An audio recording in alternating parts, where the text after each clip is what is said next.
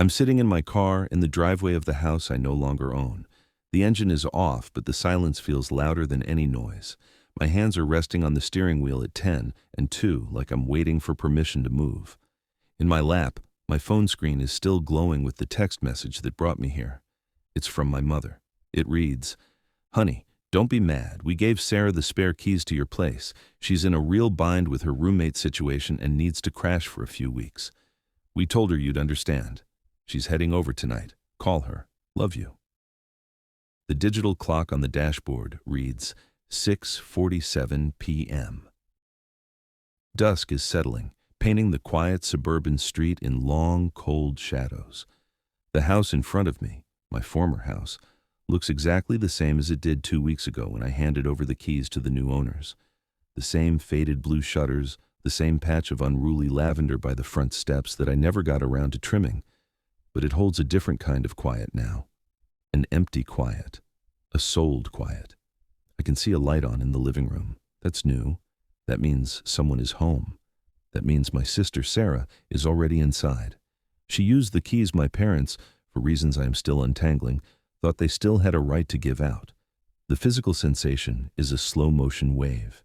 It starts as a cold pit in my stomach, then rises into a tightness in my chest, a faint ringing in my ears.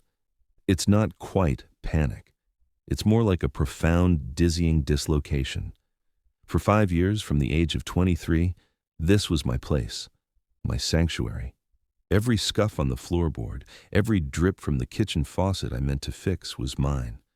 And for the last 2 years, the process of letting it go, the decision, the paperwork, the quiet goodbye, was a private, personal journey. One I hadn't yet shared with my family. I didn't plan for it to be a secret. It just became one. Every time I thought about telling them, the conversation ballooned in my head into something impossibly large and fraught. It wasn't just about the house. It was about what the house represented, their expectations, my independence, Sarah's perpetual emergencies.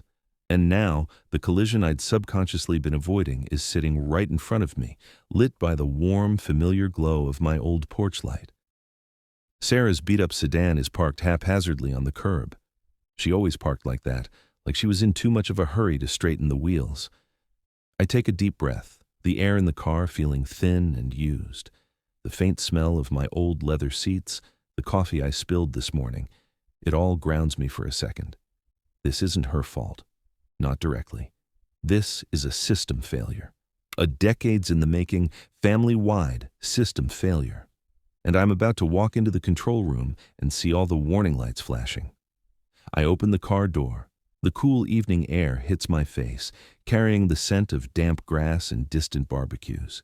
It's a completely normal Tuesday night for everyone else on this street. For me, it's the night I have to explain to my sister that the roof she's counting on is, legally and literally, someone else's roof.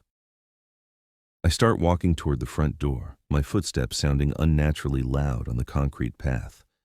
My keyring is in my pocket, but the key to this house is gone. I have a new one now, for a small condo across town. All I have for this door is my knuckles. I raise my hand to knock, pausing for just a moment. Inside, I can hear the faint murmur of a TV. She's made herself at home. Why wouldn't she? She had the keys. She had our parents' blessing. I knock. The sound is too bold, too final. To understand why my parents would give out keys to a house that wasn't theirs and why my sister would accept them without a second thought, you have to go back. You have to understand the roles that were cast long before any of us had keys to anything. I was the older brother by 2 years, the responsible one. The label wasn't given with malice. It was just a fact, as innate as my eye color. From as early as I can remember, my job was to be stable, predictable, and low maintenance. I kept my room moderately tidy. I did my homework without being nagged. I saved my allowance for the bike I wanted instead of begging for it. My achievements were met with a warm, quiet pride, a pat on the back, we never have to worry about you. Sarah was different. Sarah was sunlight and thunderstorms. She felt everything more deeply. A scraped knee was a tragedy of operatic proportions, requiring immediate comfort and a cartoon bandage. A good grade was a triumph, celebrated with ice cream. She was vibrant, creative, and magnetically charming when she wanted to be. But she was also what my parents gently called a whirlwind. She'd forget permission slips, lose library books, start ambitious art projects on the living room carpet. Her crises were immediate, audible, and demanded attention, and our parents' responses cemented our roles. My father, a pragmatic engineer, would sigh and say, "Just handle it, son," handing me the task of fixing her bike chain or proofreading her last-minute essay. My mother, whose entire being was wired for nurture, would swoop in to soothe Sarah's storms, often bending rules or making exceptions to calm the waters. "She's just sensitive," Mom would say. "She needs a little extra help." I remember one specific Saturday. I was 14, Sarah was 12. I'd spent the morning meticulously building a model ship, a slow, careful process of tiny glue and patience. Sarah was bored. She wanted to play basketball. I said no, not right now. She bounced the ball in the house, a clear rule violation, until it ricocheted off the hall table and sailed into my room, smashing the half-completed ship into 100 brittle pieces. I stared at the wreckage, a hot, silent fury boiling in my throat. Sarah's eyes went wide. "I didn't mean to," she wailed, and the sound brought my mother running. The scene that followed was etched into my understanding of our family. My mother held Sarah, who was now crying genuine upset tears. "It was an accident, sweetheart. He knows you didn't mean it." She looked over Sarah's head at me, my face stone. "Don't be angry with her, honey. It was just a toy. We'll get you a new one." But it wasn't about the toy. It was about the careful work. It was about the violation of a clearly stated no. It was about the fact that her unintentional destruction required my intentional forgiveness immediately. My anger, my sense of injustice, was treated as a secondary problem, a stubbornness I needed to let go of to restore peace. That dynamic repeated in big ways and small. My stability became the family's foundation. Sarah's volatility became the weather everyone learned to forecast and accommodate. My needs were quiet, so they were often deferred. Hers were loud, so they were addressed.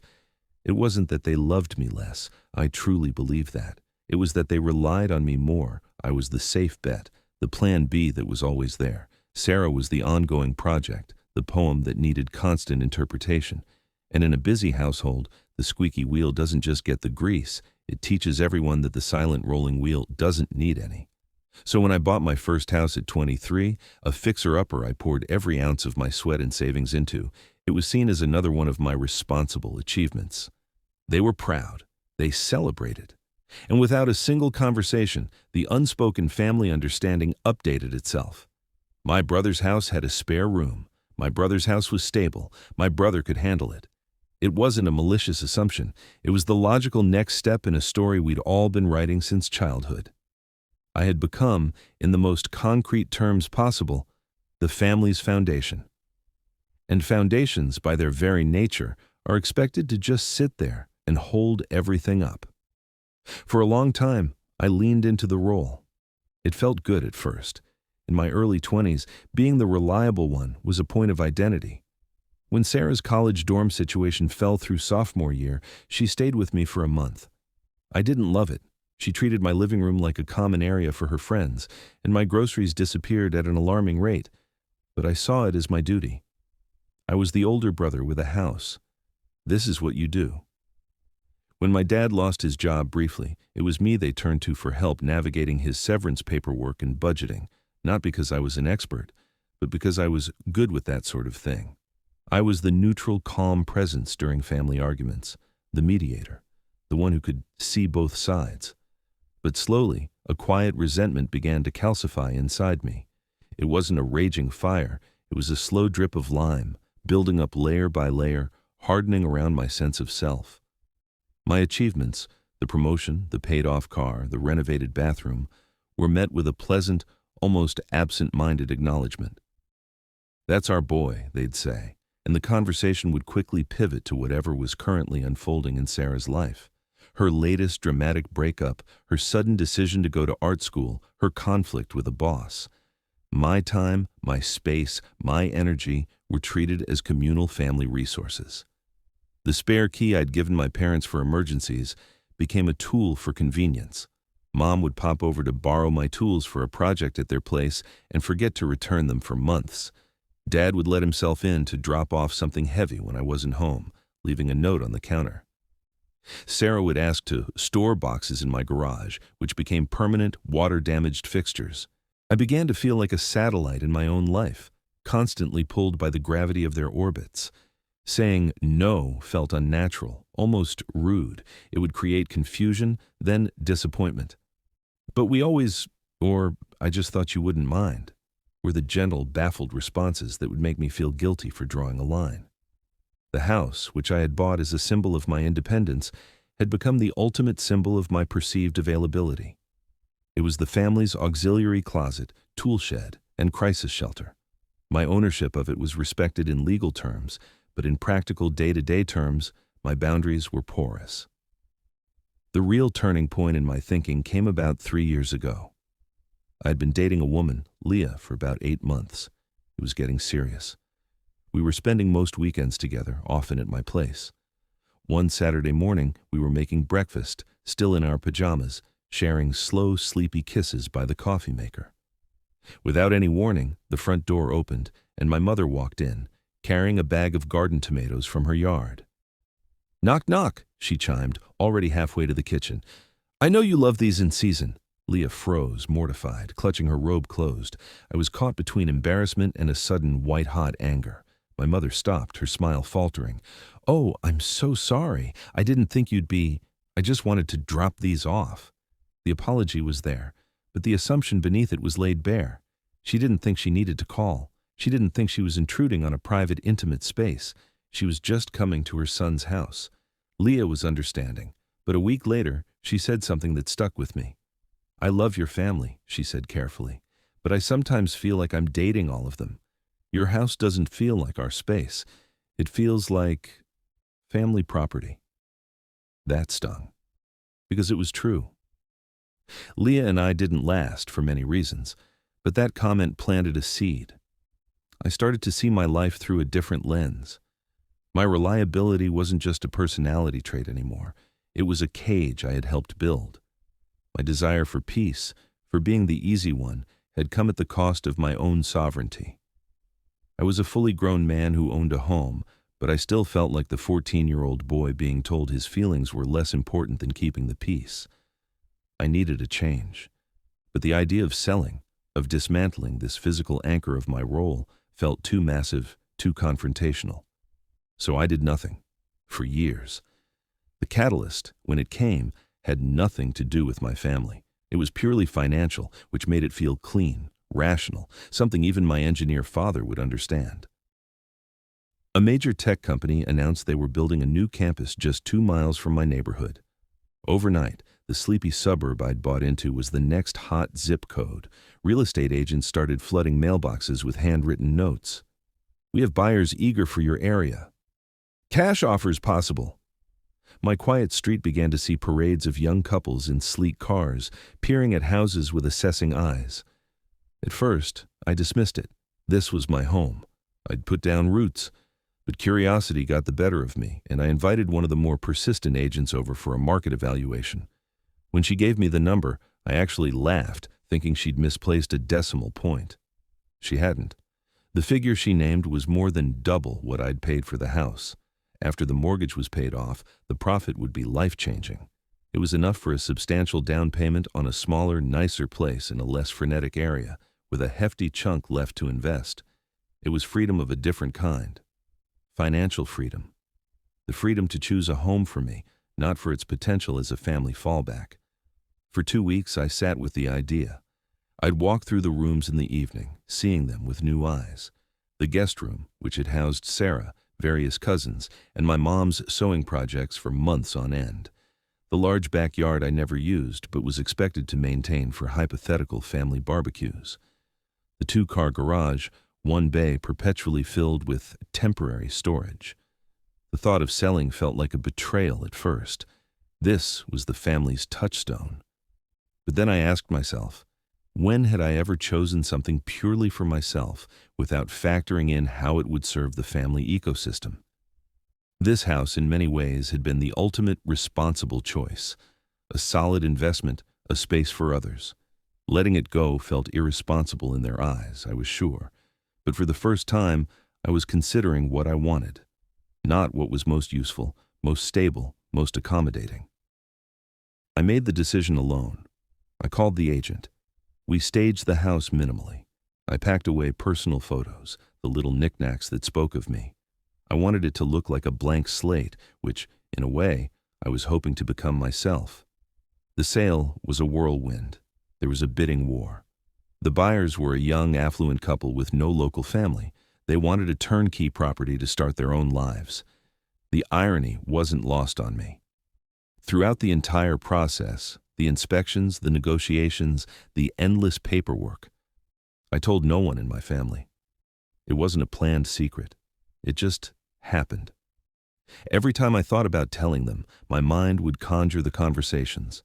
My mother's worried face. But where will you go? What about all your things? What if Sarah needs a place?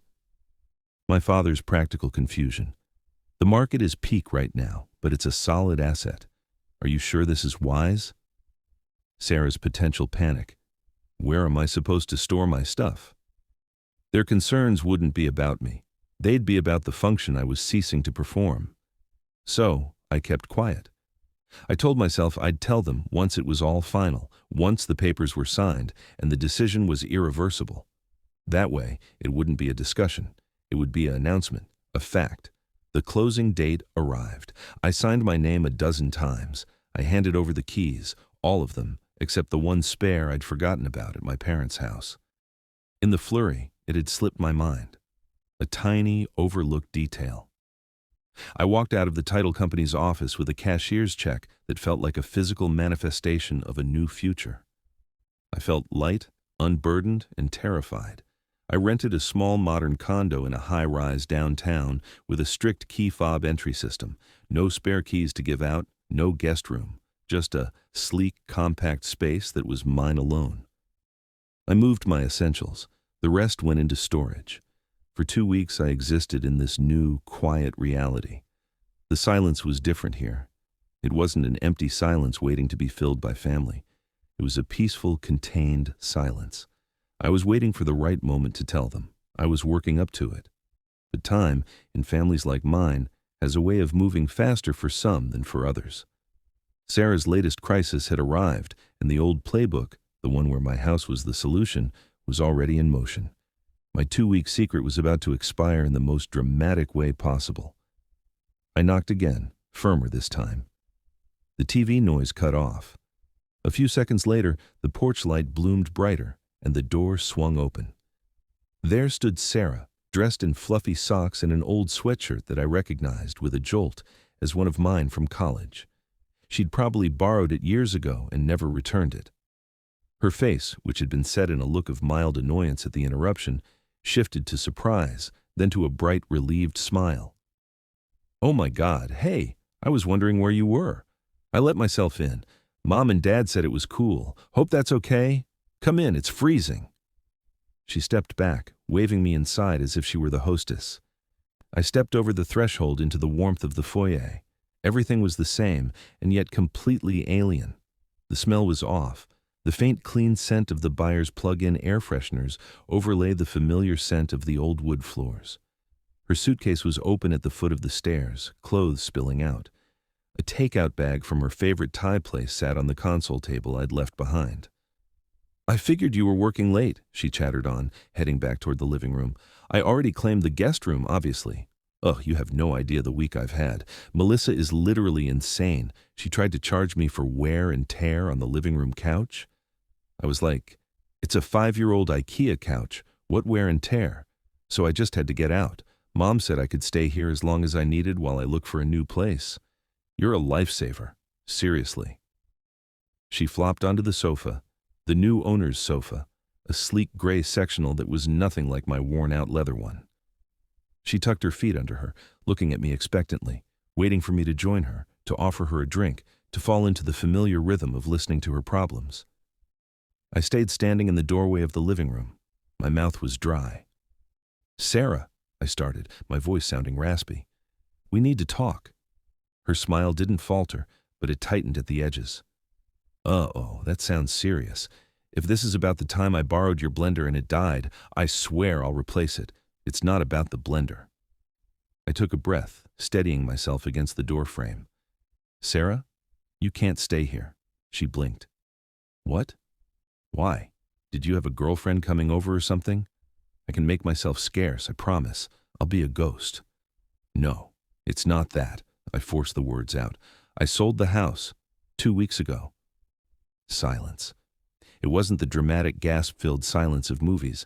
It was a slow-dawning, confused silence, her head tilted slightly as if she were trying to parse a sentence in a foreign language. You... what? I sold the house. The closing was 2 weeks ago.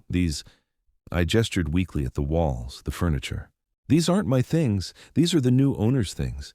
You're in someone else's house. The color began to drain from her face. She slowly uncurled her legs from under her and planted her feet on the floor. What are you talking about? This is your house. Your stuff is gone, in storage, or at my new place. I could see the mental gears grinding, failing to catch. The spare key Mom and Dad gave you. It was an old one, from before the sale. I forgot they had it. Her confusion began to curdle into something else, a dawning horror, mixed with a flash of betrayal. You sold it? Without telling anyone? Without telling me? Her voice rose slightly. Where was I supposed to go? Mom and Dad said this was okay. I know they did, I said, trying to keep my tone level. But they shouldn't have. They didn't know. This isn't their decision to make. Or mine, for you. Not anymore. So what, you just decided to upend everything and not think about how it affects your family? She stood up now, arms crossed over the stolen sweatshirt. I'm in a crisis here. I had a plan. This was the plan. Your plan was made on a foundation you didn't bother to check was still there, I said, and I heard a hardness in my voice that was new, even to me. You didn't call me. You didn't ask. You just took the keys from Mom and Dad and assumed. Because that's how it's always been, she shot back, her eyes glistening. You've always been there. That's what you do. What, are you having some kind of midlife crisis? You just wake up and decide to screw over your sister? Her words were meant to wound, and they did. But they also crystallized the entire rotten dynamic. This isn't about screwing you over, Sarah. This is about me making a decision about my own life, my own property. For 5 years, this house wasn't just mine. It was the family backup plan, and I was tired of being a backup plan. I was tired of my life being the default solution for everyone else's emergencies. So I'm just everyone else? She spat, tears now tracking down her cheeks. I'm your sister. We're supposed to help each other. We are, and I have for years. The volume of my own voice surprised me. I wasn't shouting, but the calm was gone, replaced by a raw, unfiltered frustration. I have helped and listened and stored your boxes and given you a place to stay. And in return, my time, my space, my major life decisions have been treated as community property. You walking in here without even a text message is proof of that. She stared at me, shaking now. Whether from anger or hurt, I couldn't tell. You're selfish. You're just being incredibly selfish. The word hung in the air between us, the ultimate insult in our family lexicon. Selfish. It was the antithesis of my assigned role. Maybe I am, I said quietly. The fight was draining out of me, leaving a hollow exhaustion. But for once, I'm being selfish for a future I actually want, not just the one that's most convenient for everyone else. Before she could respond, a new sound cut through the tension, the distinct rumble of a garage door opener. Our heads snapped toward the hallway that led to the garage. A look of pure, unadulterated panic flashed across Sarah's face. The new owners were home. Time seemed to slow, then lurch forward at a sickening speed. The inner door from the garage clicked open. A man in his early 30s, wearing a tech company polo shirt and holding a reusable grocery bag, stepped into the hallway. He froze, his eyes moving from Sarah's tear-streaked face to her open suitcase. To me, a strange man standing in his living room doorway. What the hell? He said, his voice more shocked than angry. Who are you? How did you get in here? Sarah made a small, choked sound. All the fight had left her. She just looked terrified and young. I held up my hands, a universal gesture of surrender. I'm so sorry, I said, my voice as calm and non-threatening as I could make it. There has been a massive misunderstanding. My name is, and I gave him my name. I'm the previous owner of this house. His eyes widened. He set the grocery bag down slowly. The previous owner. He repeated it flatly. This is my sister Sarah, I continued, gesturing to her. She just wrapped her arms tighter around herself. My parents, without my knowledge, gave her an old spare key, thinking I still lived here. They didn't know I'd sold it. She didn't know either. She thought she was coming to my house. We just realized the mistake moments before you arrived.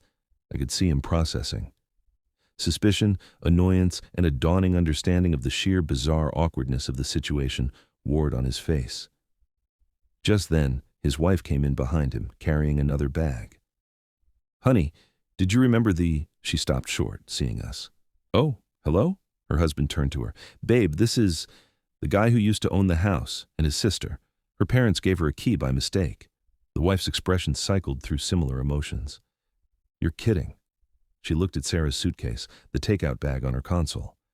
She's been... inside? I'm so sorry, Sarah finally whispered, finding her voice. It was small and shattered.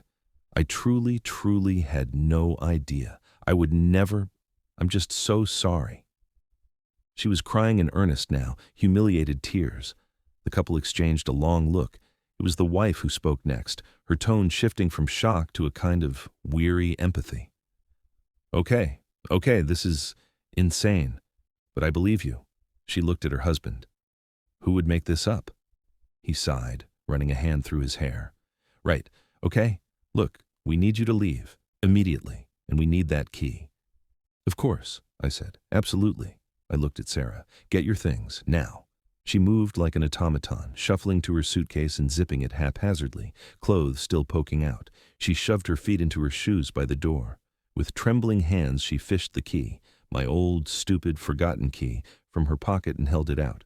The husband stepped forward and took it, his fingers brushing hers briefly. I'm so sorry for the intrusion, I said again, feeling the inadequacy of the words. This is a complete failure of communication on my family's part. You shouldn't have had to deal with this. The wife nodded, her arms crossed. We're going to have the locks rekeyed tomorrow, obviously. Please, just go. Sarah practically fled out the front door, dragging her suitcase behind her. I gave the stunned couple one last apologetic nod and followed, pulling the door shut with a soft, definitive click behind me. The sound felt like the end of an era. On the porch, the cold air was a shock. Sarah was already at her car, fumbling with her keys, dropping them on the pavement. I walked over and picked them up. She wouldn't look at me. Here, I said softly. She took them, her hand shaking. She finally met my eyes. The anger was gone, replaced by a deep, hollow shame. They must think I'm a criminal, or insane. They think it was a messed up mistake, I said, which it was. She loaded her suitcase into the back seat with a heavy thud. What am I supposed to do now? The question wasn't rhetorical. It was a genuine, lost plea. You'll call Mom and Dad, I said.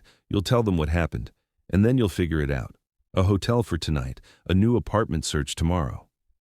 You're not going to help me? The question was small, almost childlike, echoing our entire history. I looked at my old house, the warm light in the windows now representing a life that was no longer mine, a safety net I had consciously cut down. I looked back at my sister, stranded in my driveway. I'm helping you, I said, and my voice was gentle but firm. By not letting you walk into someone else's house with a key that doesn't belong to you. By treating you like an adult who can handle a crisis, not just create one. The help isn't a room anymore, Sarah. It's the truth. She stared at me for a long moment, then slid into the driver's seat without another word. She started the car, the engine roaring in the quiet street. She didn't look at me as she pulled away from the curb, her taillights disappearing around the corner. I was left alone in the dark, standing between my souled past and a future that was, for the first time, terrifyingly and completely my own to shape. I didn't go home to my new condo right away. I drove, aimlessly, for almost an hour. The adrenaline crash left me feeling shaky and empty. The confrontation with Sarah, the humiliation in front of the new owners, it all played on a loop in my head. But beneath the sharp embarrassment, There was a strange, solid undercurrent. I had done it. I had held the line. It had been catastrophic and messy, but the boundary, however violently drawn, now existed. My phone started buzzing. First, a call from my mother. I let it go to voicemail. Then a call from my father. Voicemail. Then a string of texts, their tones escalating from confused to concerned to frantic. Mom. Sarah just called us. She's hysterical. What is going on? She said you sold the house. Is this true? Dad. Call us immediately. We need to understand the situation. Mom. Honey, please, we're worried. Where are you? Is Sarah okay? Sarah. Tell them it wasn't my fault. You should have told us. I turned my phone to silent and placed it in the passenger seat. I needed space to breathe, to think my own thoughts before they were drowned out by the family chorus of reaction. I finally stopped at a late-night diner I'd never been to, a place with sticky vinyl booths and the smell of old coffee. I slid into a corner booth and ordered a cup of black coffee I didn't really want, just for something to hold. The warmth of the mug grounded me. The guilt came first. It was a familiar, heavy cloak. Sarah's tearful face, the new owner's shock, my parents' inevitable worry. I felt responsible for all of it. If I had just told them, if I had just been a better communicator, if I had just been less selfish. The old script was powerful. But as I sat there, watching the tired waitress refill an old man's cup, a new narrative began to assert itself. If I had told them I was selling, what would have happened? There would have been discussions, debates, negotiations. My mother would have worried about where Sarah's things would go. My father would have analyzed the financials and maybe found reasons to delay. Sarah would have panicked about losing her safety net. The sale would have become a family committee project, and my autonomy, the very reason for the sale, would have been lost in the noise. My secrecy, while cowardly, had been a form of self-preservation. It was the only way I knew to make a clean break, to make a decision that was entirely my own.